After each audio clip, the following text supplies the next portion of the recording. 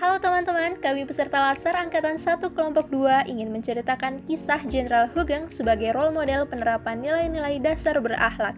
Selamat menyaksikan. Nama lengkap beliau adalah Hugeng Imam Santoso yang merupakan putra sulung dari pasangan Sukaryo Karyohatmojo dan Umi Kulsum. Beliau lahir pada 14 Oktober 1921 di kota Pekalongan. Beliau merupakan salah satu tokoh militer Indonesia yang menjadi salah satu penandatangan petisi 50. Berikut ini adalah riwayat pendidikan beliau dan juga perjalanan karir beliau selama hidupnya.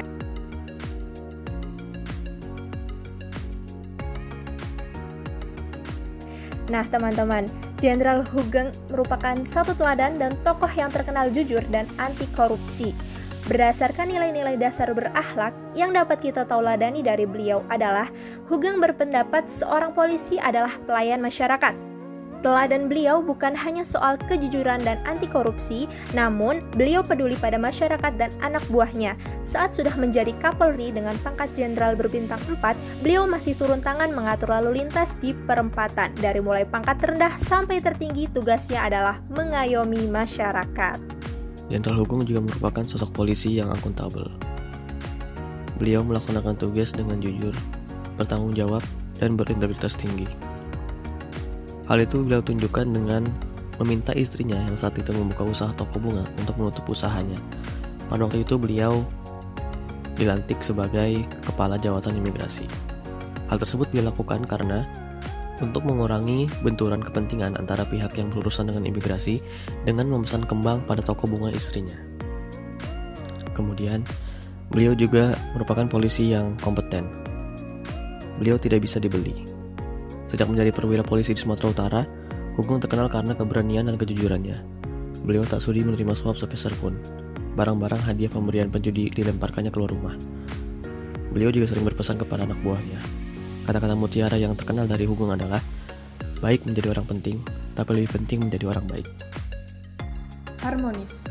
Sikap harmonis Jenderal Hugeng adalah menghargai orang lain apapun latar belakangnya.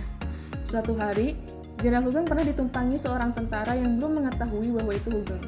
Tentara tersebut berkata, "Aku numpang ya." Kemudian, Hugeng hanya mengangguk. Tentara tersebut tersinggung dan membentak Hugeng.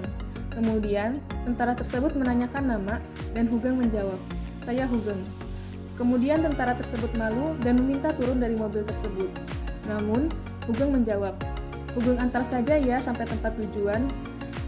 Sikap harmonis Jenderal Hugeng lainnya adalah beliau selalu berbaur dengan masyarakat dan anak buahnya. Tidak peduli pangkatnya sudah jenderal, beliau tetap bergabung dengan masyarakat dan anak buahnya. Loyal. Sebagai komandan tertinggi di kepolisian, Hugeng mendapat fasilitas VIP di kediamannya, termasuk pengamanan. Namun, dia tidak ingin menggunakan keistimewaan tersebut. Bagi Hugeng, penting untuk menimbulkan kesan bahwa rumah seorang polisi sekelas Kapolri pantas sebagai tempat bagi masyarakat untuk mengadu. Karena beliau berpendapat polisi adalah pelayan masyarakat yang jika dikaitkan dengan core value, Jenderal Hugeng menerapkan perilaku loyal dengan menjaga nama baik polisi.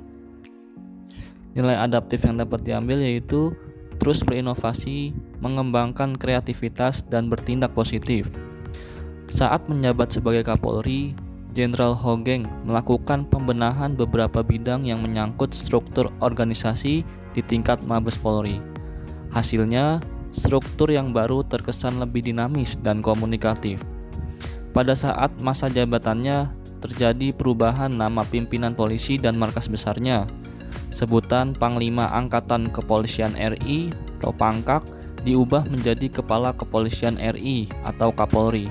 Begitu pula nama markas besar Angkatan Kepolisian berubah menjadi Mabes Polri. Core value ASN yang terakhir yaitu kolaboratif, terbuka dalam bekerja sama untuk menghasilkan nilai tambah.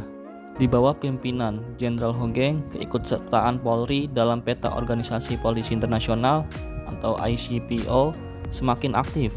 Hal itu ditandai dengan dibukanya Sekretariat Nasional Central Bureau atau NCB Interpol di Jakarta.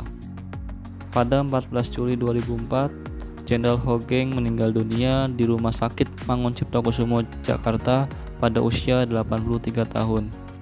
Sekian dari kami, semoga informasi ini bermanfaat. Terima kasih.